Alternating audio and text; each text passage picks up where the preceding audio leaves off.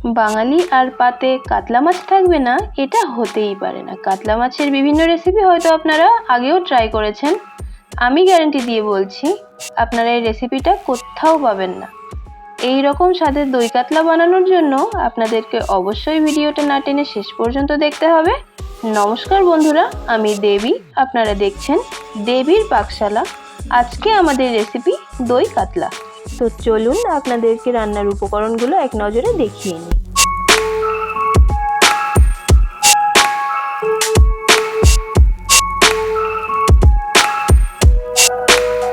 দই কাতলা বানানোর জন্য আমি সবার প্রথমে 6 পিস কাতলা মাছ নিয়ে নিয়েছি। এবার মাছগুলোকে ভালো করে ম্যারিনেট করে নেব। ম্যারিনেশনের জন্য কিছুই না, লাগছে সামান্য নুন আর সামান্য হলুদ গুঁড়ো। এই নুন হলুদটাকে ভালো করে মাখিয়ে নেওয়ার জন্য দিয়ে দেব সামান্য সাদা তেল। এখানে নুন হলুদ আর তেলটা ভালো করে আমাদের মাছের মধ্যে মাখিয়ে নিতে হবে। ভালো করে ম্যারিনেট হয়ে গেলে এই মাছগুলোকে ফ্রাই করার জন্য ফ্রাইং প্যানে তেল দিয়ে দেব। যখনই বুঝবেন তেল গরম হয়ে গেছে মাছগুলো ছেড়ে দেবেন।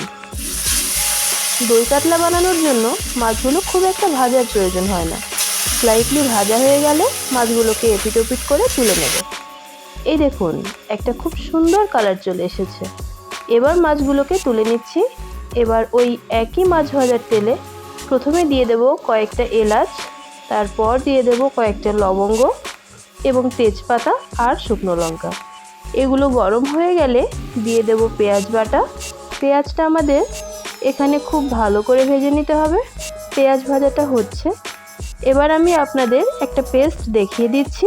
পেস্টটা বানানোর জন্য লাগছে কয়েকটা গোটা কাজু, দিয়ে দেব 1 চা চামচ মতো মৌরি, দিয়ে দেব প্রায় 2 চা চামচের মতো পোস্ত।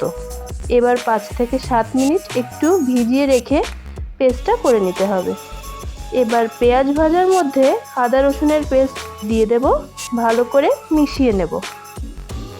আমি তার মধ্যে দিয়ে দিচ্ছি সামান্য জিরা পাউডার আর সামান্য ধনে পাউডার, সাথে দিয়ে দেব পরিমাণ মতো নুন।